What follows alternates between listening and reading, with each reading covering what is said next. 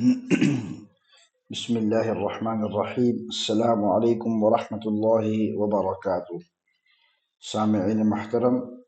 قرآن شریف کے ترجمہ کی اس نئے کلاس میں آپ سب کو خوش آمدید کہتا ہوں۔ جیسا کہ آپ جانتے ہیں سورۃ النساء چل رہی ہے اور کل کے سبق کے اندر ہم نے آیت المیراث جو ہے اس کو پڑھا کہ قرآن شریف کے اندر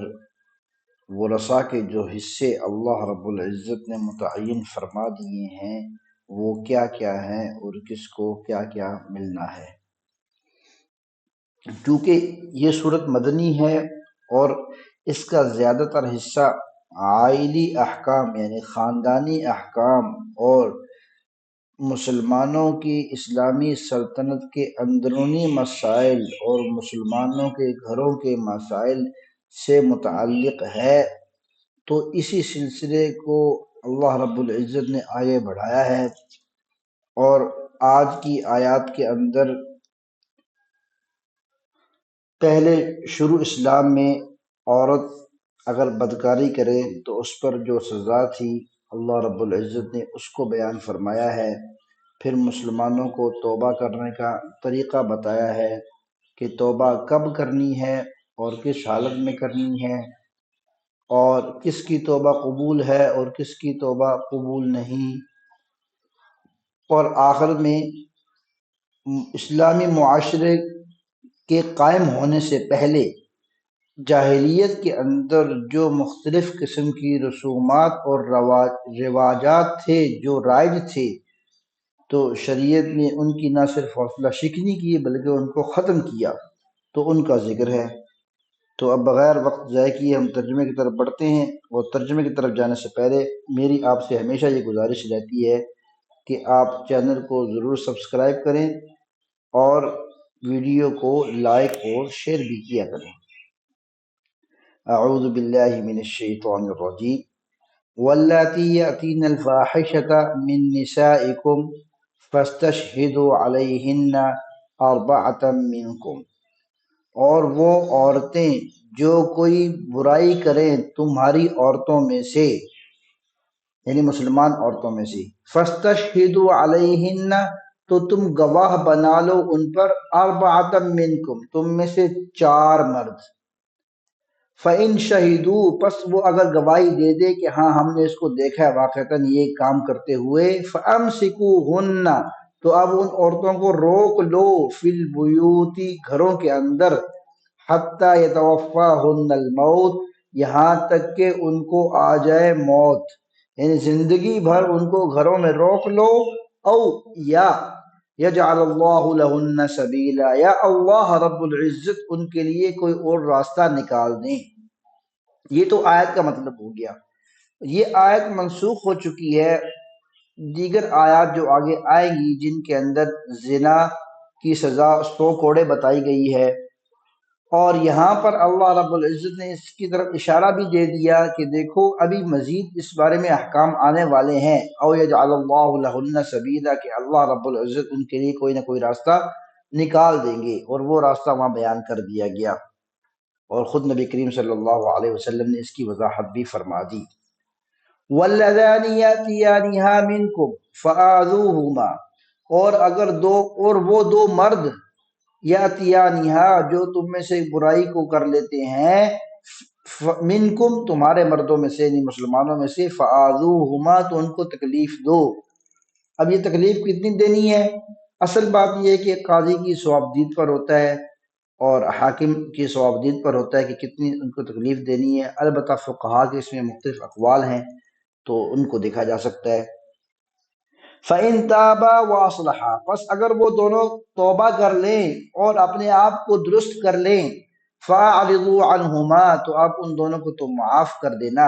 إِنَّ اللَّهَ كَانَ تَوَّابًا رَحِيمًا، بے شک اللہ رب العزت جو ہے وہ بہت توبہ کو قبول کرنے والے ہیں اور بہت مہربان ہیں۔ اب توبہ کس کی قبول ہوتی ہے اور کب قبول ہوتی ہے اس کا ذکر ہو رہا ہے۔ انما التوبۃ علی اللہ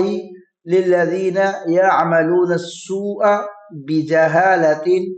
ثم یتوبون من قریب،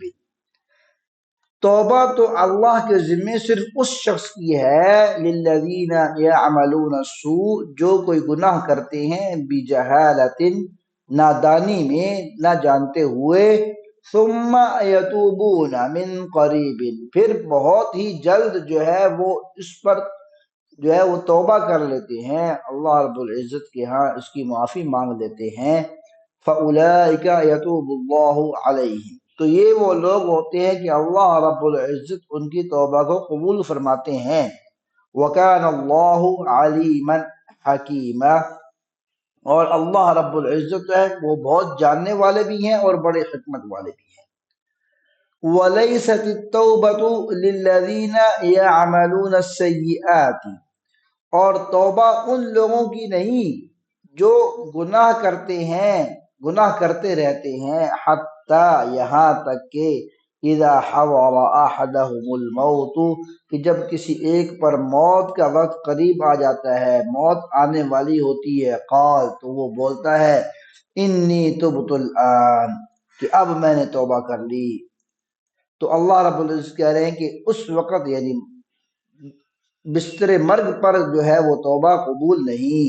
وَلَلَّذِينَ يَمُوتُونَ وَهُمْ كُفَّارٌ، اور اسی طریقے سے ان لوگوں کی بھی توبہ قبول نہیں جو مر جائیں اس حالت میں کہ وہ کفر پر ہوں، وَلَلَّذِينَ يَمُوتُونَ وَهُمْ كُفَّارٌ، اور نہ ہی توبہ ہے ان لوگوں کی جو مر جائیں وَهُمْ كُفَّارٌ، یعنی کفر کی حالت میں، أُولَئِكَ أَعْتَدْنَا لَهُمْ عَذَابًا أَلِيمًا، اللہ رب العزت فرماتے ہیں کہ یہ وہ لوگ ہیں، اعتدنا لہم، کہ ہم نے تیار کر رکھا ہے ان کے لیے، عذابا علیما، ایک عذاب جو کہ بہت تکلیف دینے والا ہے۔ اب اگلی آیت کے اندر جاہلیت کے زمانے میں موجود رسومات میں سے بعض رسومات کا ذکر ہے، اور اس کا جو ہے شریعت نے جو ابطال کیا وہ بیان کیا جا رہا ہے۔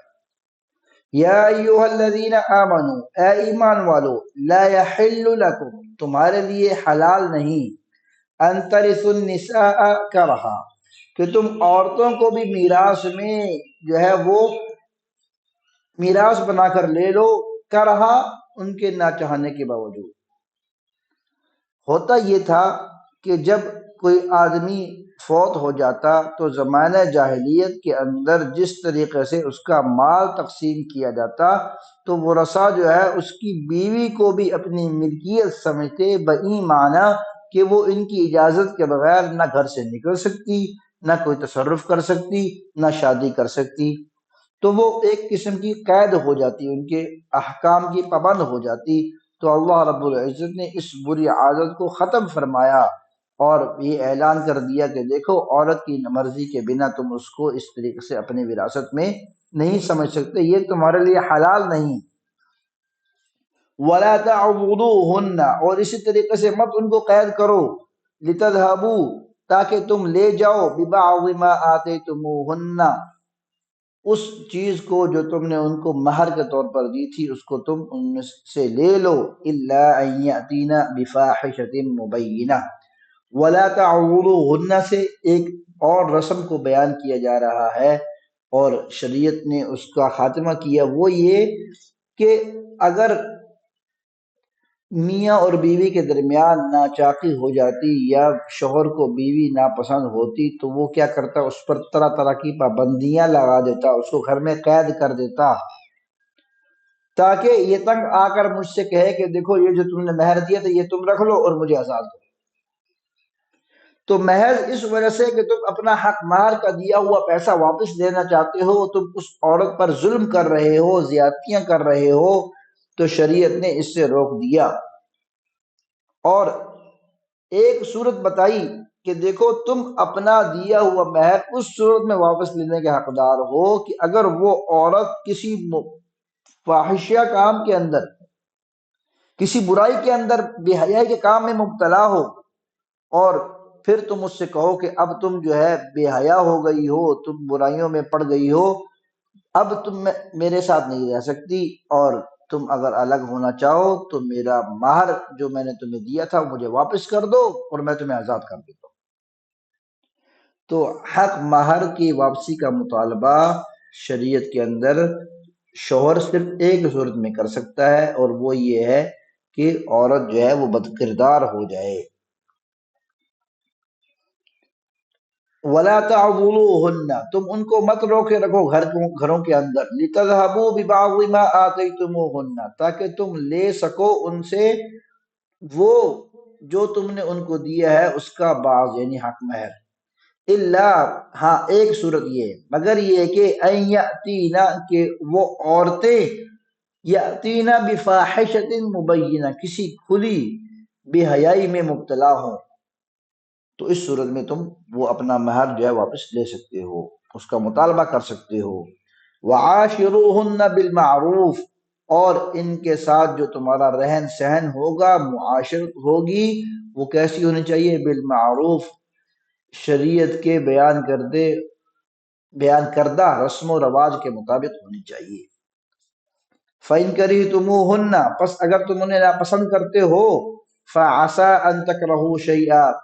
وَيَجْعَلَ اللَّهُ فِيهِ خَيْرًا كَثِيرًا، تو یہ بات تمہارے ذہنوں میں رہنی چاہیے کہ ہو سکتا ہے کہ تم ایک چیز کو ناپسند کرتے ہو، وَيَجْعَلَ اللَّهُ فِيهِ خَيْرًا كَثِيرًا، اور اللہ رب العزت نے تمہارے لیے اس کے اندر بہت ساری جو ہے خیر رکھی ہو۔ وَإِنْ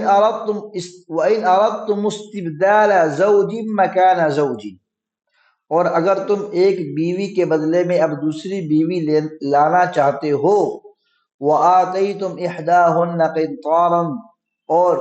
اپنی بیویوں میں سے ایک بیوی کو تم دے چکے ہو بہت زیادہ سونا، قنطار ڈھیر، یعنی مہر میں ڈھیر تم سونے کا اس کو دے چکے ہو، فَلَا تَأْخُذُوا مِنْهُ شَيْئًا، تو اس ڈھیر میں سے تم کچھ نہ لو۔ أَتَأْخُذُونَهُ بُهْتَانًا وَإِثْمًا مُبِينًا، بھلا تم اس میں سے وہ اس وجہ سے، ہاں کیونکہ پیچھے یہ بتا دیا کہ دیکھو ایک صورت میں تم حق مہر لے سکتے ہو، اور وہ یہ ہے کہ عورت جو ہے وہ کسی کھلی بے حیائی کے کام میں مبتلا ہو۔ تو اب شریعت یہ کہہ رہی ہے کہ اگر تم کسی عورت سے حق مہر واپس لیتے ہو تو گویا یہ تمہاری طرف سے ایک بہتان ہوگا اس عورت پر کہ تم بد کردار ہو۔ تو شریعت نے یہ بتا دیا کہ دیکھو اگر تم ایک بیوی کے بعد دوسری بیوی لانا چاہتے ہو، یا اس بیوی کو طلاق دے کر دوسری بیوی لانا چاہتے ہو، اور تم اس پہلی بیوی کو بہت سارا سونا دے چکے ہو، تو اب تم اس سونے کی واپسی کا مطالبہ نہ کرو، کیونکہ تمہارا واپسی کا یہ مطالبہ ایسا ہی ہے کہ تم اس پر بہتان لگا رہے ہو، کیونکہ مہر واپس لینے کی صورت جو شریعت نے بتائی تھی وہ یہی تھی کہ وہ عورت گمراہی میں مبتلا ہو، بے حیائی کے کام میں مبتلا ہو۔ فَلَا تَأْخُذُوا مِنْهُ شَيْئًا، پر اس میں سے واپس کچھ نہ لو۔ أَتَأْخُذُونَهُ بُهْتَانًا وَإِثْمًا مُبِينًا، کیا تم جو ہے اس بہتان کو اور اس کھلے گناہ کو واپس لے رہے ہو؟ وَكَيْفَ تَأْخُذُونَهُ، اور تم اس کو کیسے واپس لے سکتے ہو؟ وَقَدْ أَفْضَيْتُمْ، تم اس پر کیسے بہتان لگا سکتے ہو؟ وہ حقیقت میں تو بد کردار نہیں۔ وَقَدْ أَفْضَىٰ بَعْضُكُمْ إِلَىٰ بَعْضٍ، اور تم میں سے بعض ایک دوسرے کے بہت قریب آ چکے ہو، یعنی آئے تھے پہلے زمانے کے اندر۔ وَأَخَذْنَ مِنْكُمْ مِيثَاقًا غَلِيظًا، اور ان عورتوں نے تمہارے سے قسم بھی لی تھی، میثاقاً غلیظا، یعنی بہت بھاری وعدہ کیا تھا تمہارے ساتھ۔